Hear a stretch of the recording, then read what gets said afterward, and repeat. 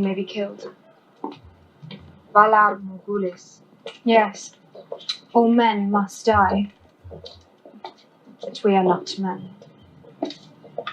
Clearly, the Dragon Queen does not expect that she too will die during the war for the Iron Throne. Daenerys, like all other great heroes, will have to lose all she loves and undergo a dramatic transformation in the course of her character arc. The famous quote from the Game of Thrones, Valar Morghulis, "All men must die," is a sinister reminder of the inevitable point in the journey of a screen hero. While in the series most characters die in the literal sense of the word, epic stories often focus on the theme of death and rebirth in a more metaphorical sense. In this video we will dive into the symbolism of the death of the hero, the function that this event plays in the story circle using examples from Matrix, Harry Potter and the Game of Thrones itself.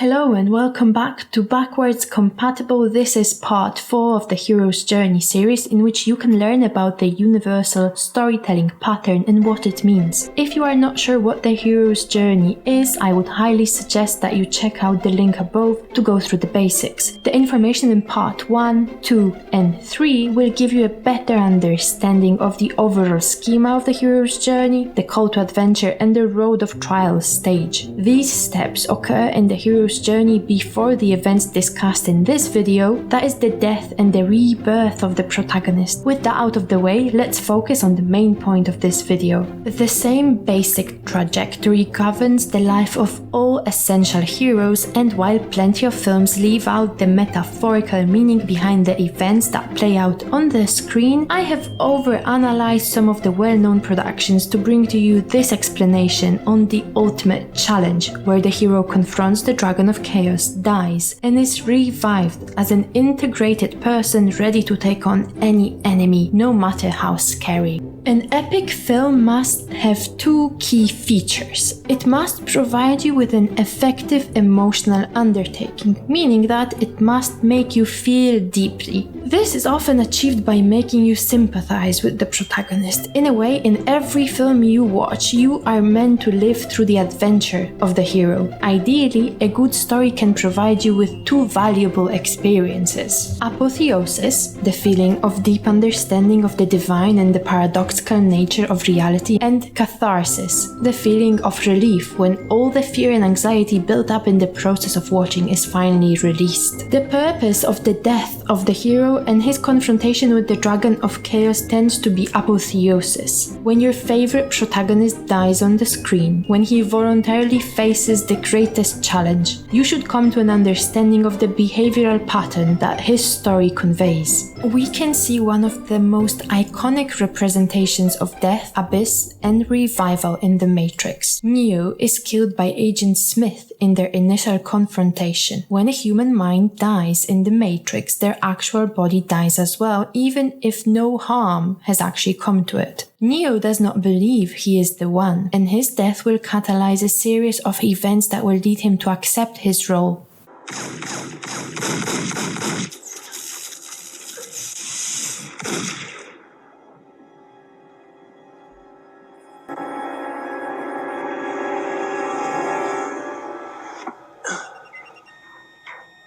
Death will allow Neo to understand that the rules of Matrix can be broken, and will be the beginning of his acceptance of the fact that he is the one. It is an essential step on his path of changing the paradigm in the relationship between machines and humans. The transformation of Neo from a person bound by the walls of his mind, of his understanding of reality he lives in, into a more sophisticated, powerful and ready Neo stems from the moment of his death and revival.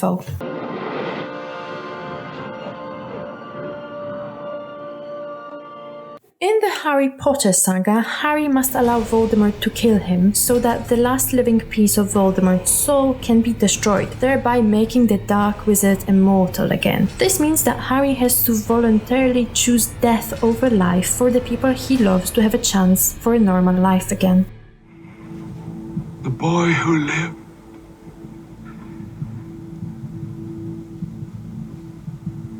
come to die.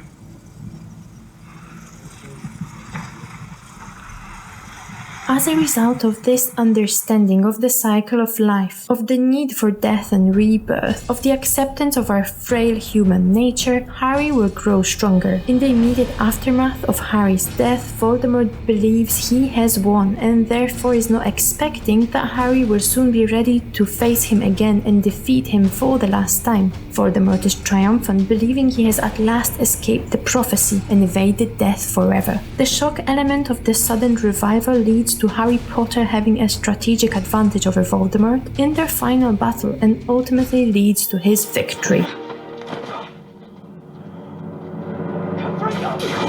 In the Game of Thrones, Jon Snow is killed by his own men after he allows the Free Folk to cross beyond the wall into Westeros as they flee the White Walkers. In an act of mutiny, he is stabbed to death in the heart and dies bleeding out in the snow.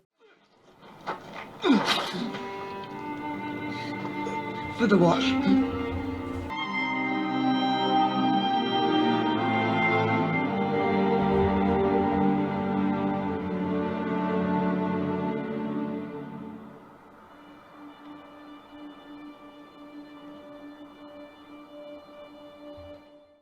Ultimately, Jon Snow will be revived by Melisandre, a red witch who serves the Lord of Light. Although the spell she uses initially seems to fail once she leaves the room, Jon Snow is awakened and takes his first breath in his new life. He will no longer be bound by his oath to the Night's Watch. In a paradoxical way, dying set him free and opened new door for Jon, who is in fact the rightful king of Westeros.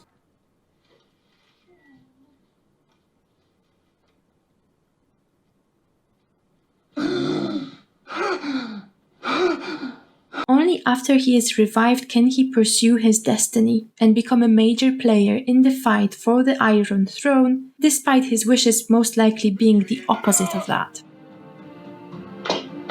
The King of the North! The trajectory of the lives of Neo, Harry, and Jon should be considered in the context of the hero's journey. Death, the rebirth, and the internal struggle of the hero is a form of behavioral knowledge, conveyed in a form of a story for our benefit. What we can learn from individual paths of those characters is quite interesting to analyze. All three men are involved with a prophecy. The one with the power to vanquish the Dark Lord approaches. And all three die only to be unexpectedly revived. All have an arch enemy or a shadow presence that influenced their life more than they would like to admit. To defeat death, each must abandon some sort of limiting belief. For Neo, he must let go of the principles that govern the life of all the people stuck in the Matrix. Jon Snow must shed his old life and take on new responsibilities. He has to learn whom to trust and how to navigate the difficult political realm where alliances are formed and changed and where loyalty is a liability at best. In return, the King of the North will extend this truce. I am true to my word. Or I try to be. That is why I cannot give you what you ask. I cannot serve two queens. And I've already pledged myself to Queen Daenerys of House Targaryen. Harry Potter must eliminate the shadowy presence that lived in him since he was a child, an inner darkness that dominated his destiny, and for this to happen, he must be willing to die. You'll be gone, and you'll never know love or friendship. And I feel sorry for you. The meaning here is that much like the hero must let go of small problematic parts of his personality and of his limiting beliefs, so should we leave behind our untrue beliefs that hold us hostage. Therefore, the death of the hero is a symbol of this reorientation. It symbolizes the death of the ego, the external persona we put on display for others. In other words, while the final enemy for each of these men is external, the real transformation occurs within them. A common way to represent this internal struggle with an enemy within has been through the use and the portrayal of a battle with a dragon. This brings us to the next key point of facing the ultimate challenge, that is the slaying of the dragon. Dragons attract our attention whatever film they appear in. As a result, it makes it all more interesting to overanalyze the meaning behind this archetypical symbol. Through centuries, the use of the dragon symbol in narratives and stories has changed significantly, but generally speaking, in the Western civilization, the dragon is most often associated with something evil, dangerous, menacing, something that needs to be defeated. This is probably why dragons breathe fire. Unsurprisingly, even in more recent representations, dragons continue to be seen as powerful, undefeated, and a force to be reckoned with. Dragons are also associated with death, destruction, disaster, and greed, but ironically are often symbols of power and wealth, as it is the case in the Game of Thrones, where only the dynasty of Targaryens can control dragons. Those who can approach dragons, who can yield their power, are seen as special.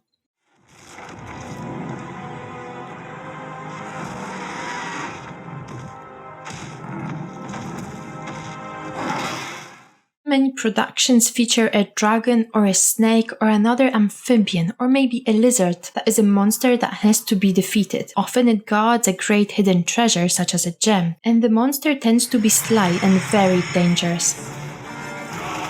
In Alice in Wonderland, the Jabberwocky is a dragon-like creature that breathes not quite fire and is the ultimate opponent of Alice. He is the last enemy, the symbol of reign of the Red Queen. Once Alice cuts off his head, the conflict is immediately won.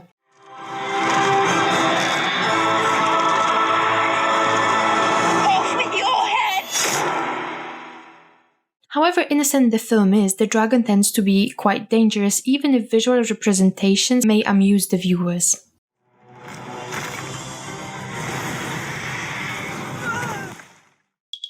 In this video, we will focus on Smaug from The Hobbit. Smaug really captures all essential dragon features in a single persuasive character. Smaug offers the most archetypical outline of a dragon symbol of recent years. He relishes destruction and death.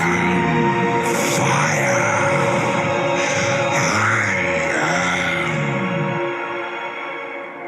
I am death.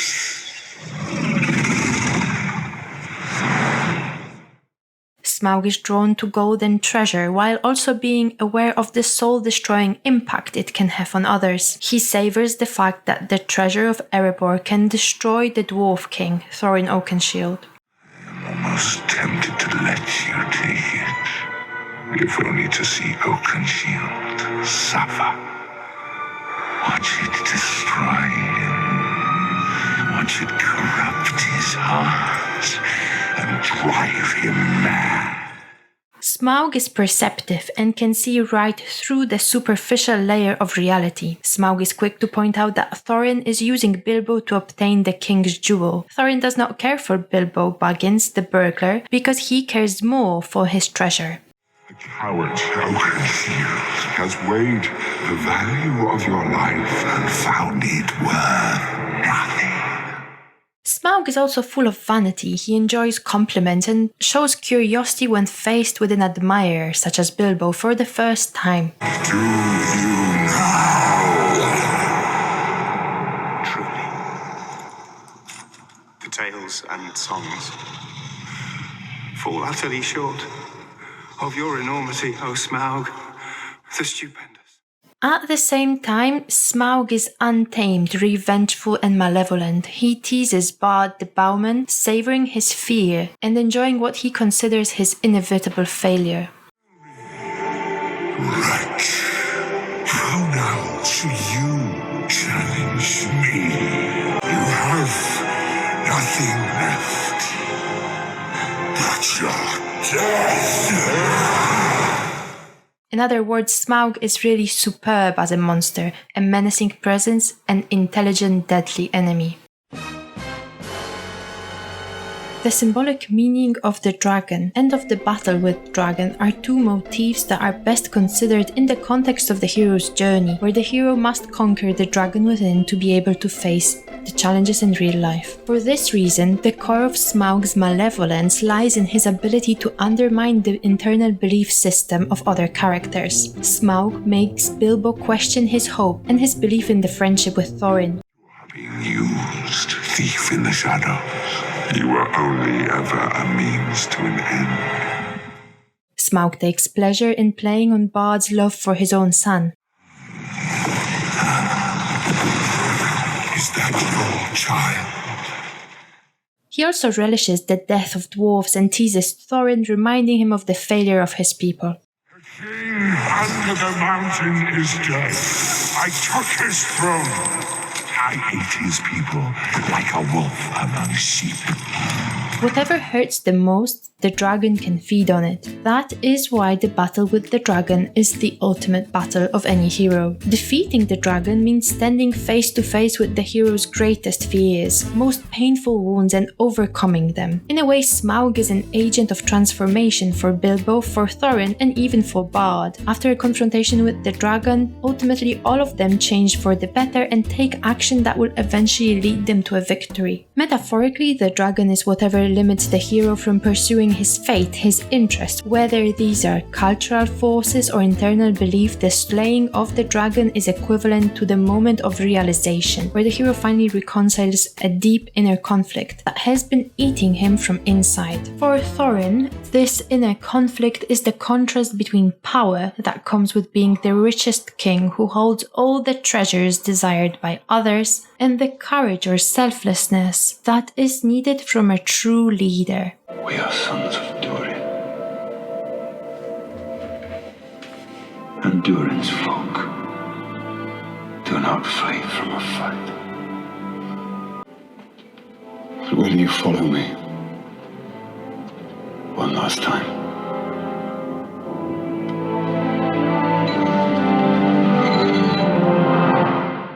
Thorin recognizes that to be the king means to be with his people and not to sit on a throne while others fight for his golden treasure.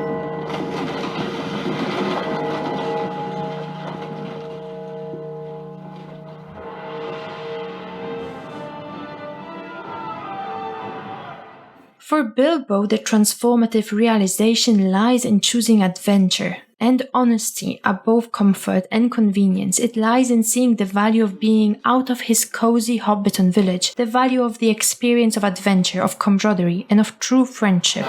Who is this person you pledged your service to? Thorin Oakenshield.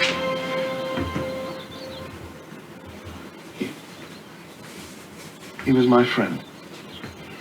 The metaphorical rebirth or realization is the conscious decision of the hero to pursue whatever brings him meaning, even at the cost of his own life.